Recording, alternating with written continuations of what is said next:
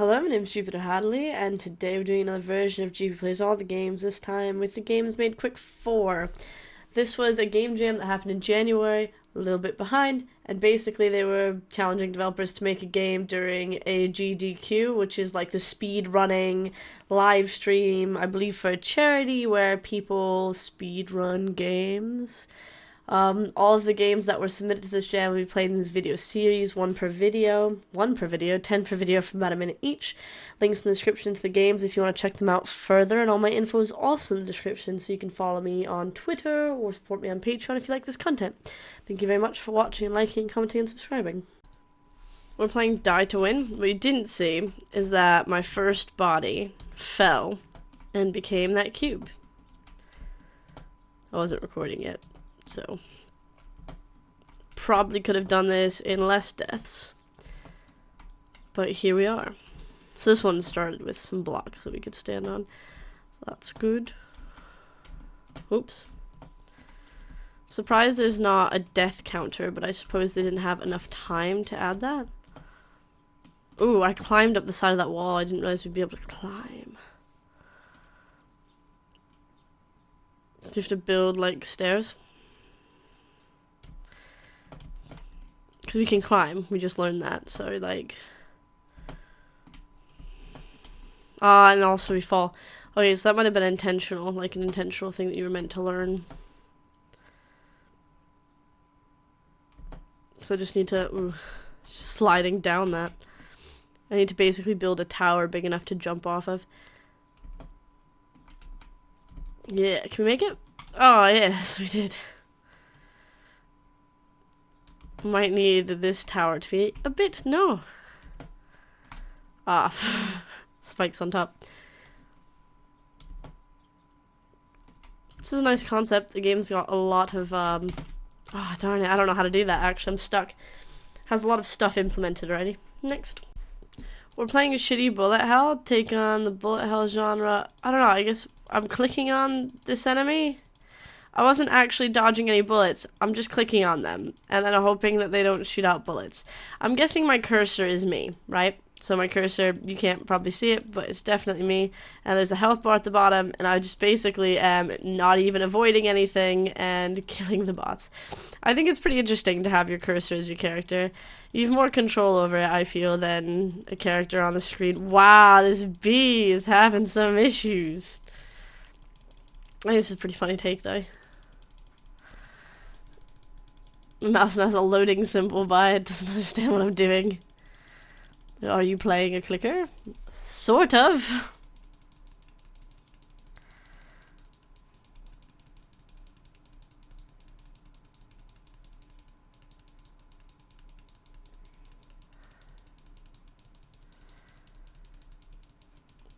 Bee. I don't like the bee, but also I like the way it shakes so much. I don't like it because it looks intimidating and challenging. I feel like we can get a great score on this, though. Next. We're playing Collectoreo. I've already collected one. I just actually was clicking on the screen to focus my recording software, but I mean, if that means I get an Oreo, I would love one. Let me tell you, the last time I had Oreos, it was a while ago. I don't buy Oreos much. Sometimes we buy, like, the Tesco's off... I don't even know if it's an off-brand or Tesco's. Like, golden Oreos, but those aren't for me. They're for other members of the household, so... And again, that's rare. When my brother was staying here... I'm just telling you stories about Oreos, sorry. When my brother was staying here, he had some Oreos and determined they were different in England than they were in America. I can't tell the difference, not gonna lie. Felt the same to me, but... I don't know, he liked these better. My dad used to eat Oreos all the time when I was like a kid. Dip them in milk until his fingers made them kind of crack. Anyway, this is a simple platformer. I like that they did Oreos because I've got to tell you lots of stories about Oreos, and I kind of like being a glass of milk. I don't think I've played a game in a while where I've got to be a glass of milk. I do wish they had more time to fill up this area. It feels quite empty, but you know, what's there is nice. Next. We're playing Sunday WalkingSim. Find the crystal heads. Oh, okay. I don't know what we're meant to be. Well, I guess we're meant to be finding the crystal heads. This is an interesting world.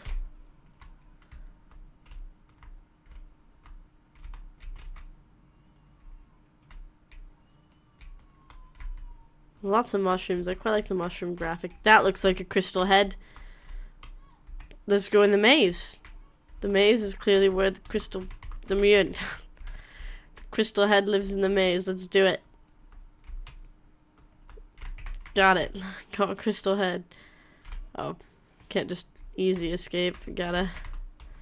Is there like a way to go this way? Yeah, let's escape here. Alright, we have one head. How many heads do we need? Find the crystal heads. It says it with an S, so I guess we need more. Cool if there was a counter, but that's alright. There's just a little walking simulator that also has a goal, which is crystal heads. I don't know if I'm supposed to be able to walk through that. There's a crystal head. Is 2 enough? It's right there. Oh, it won't let me pick it up. Weird.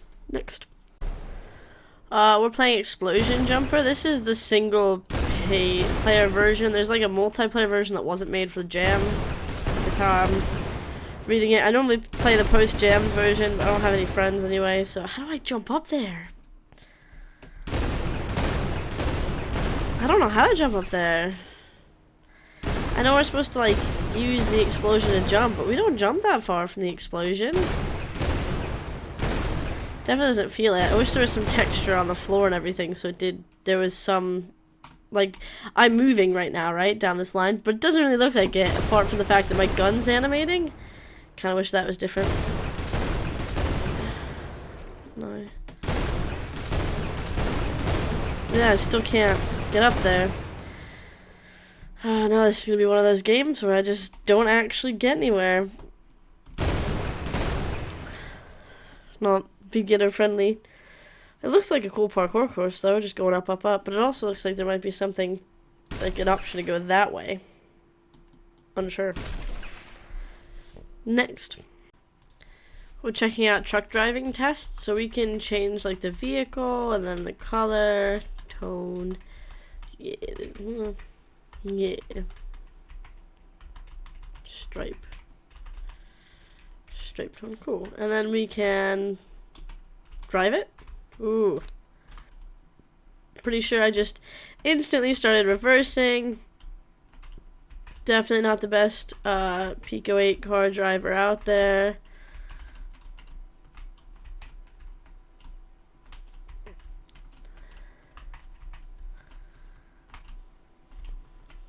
Nope, hitting the walls quite a bit.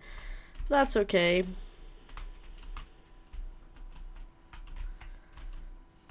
Yeah, I don't know.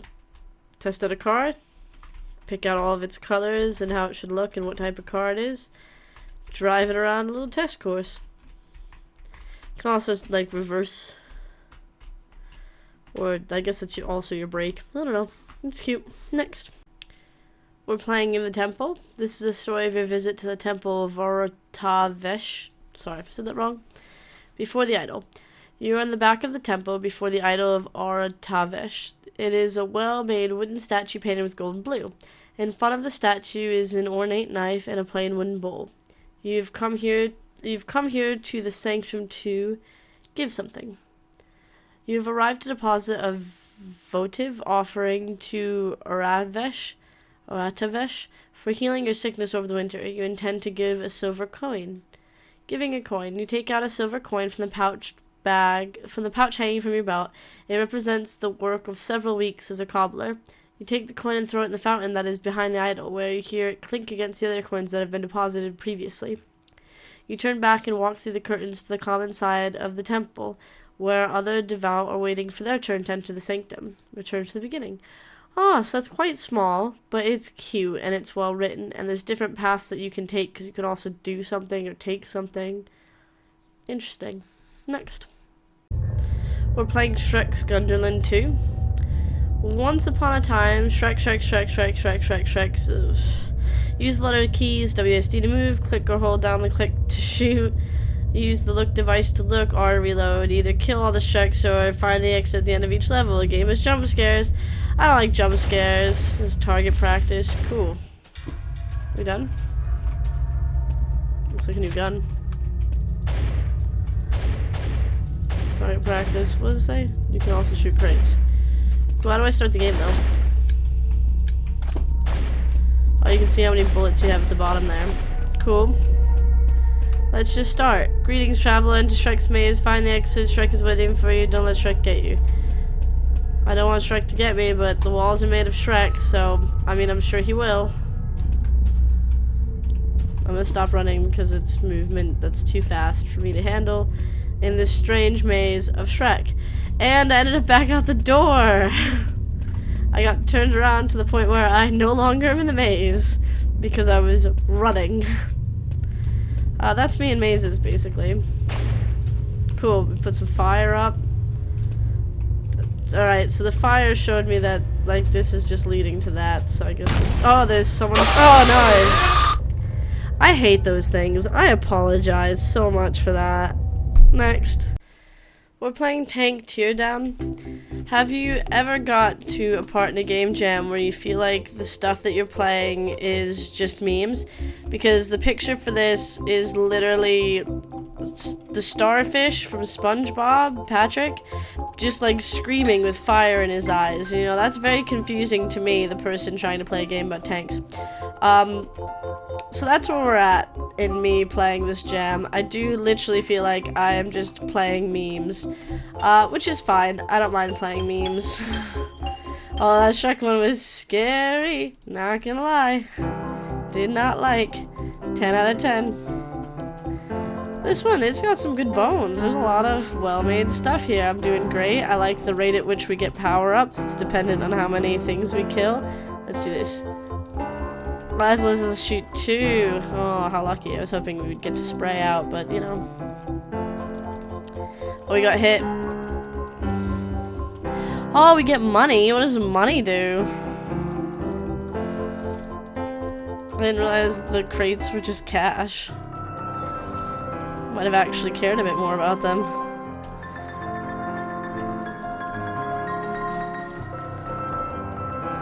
I don't know what that, like, double thing ever is doing. Like that as well. Oh, it's 2, okay. That's nicer. Just ran into that. Oh, wow. Next. We're playing Roguelike Goose. It's a beautiful day in the dungeon and you are a horrible goose. Thanks to Danny O'Brien and Anna Norton for playtesting. Oh, okay. Thanks to Andrew Beck for the cover art. Type help for instructions. Oh, I struggle with games that tell me to type help for instructions. Mysterious ruins. Stone crumbles in a blasted wasteland. Grey, twisted trees grow from crevices in the walls. A narrow staircase descends into the darkness. Alright, so I can go. I'm going to copy this into a window next to me because that makes more sense. Right, cool. Let's go north. Oh, you can't go that way. Oh, but you told me I could. Go south. Can't go that way. Down. Sure. Dungeon entrance. The stone walls, mildew, glowing stuff wouldn't widen into a large cold room. A large colorful signs on the wall. You can see Air D&D lanyard, a vial of coffee, and trophy case here. Take Air D&D. Can we just put lanyard?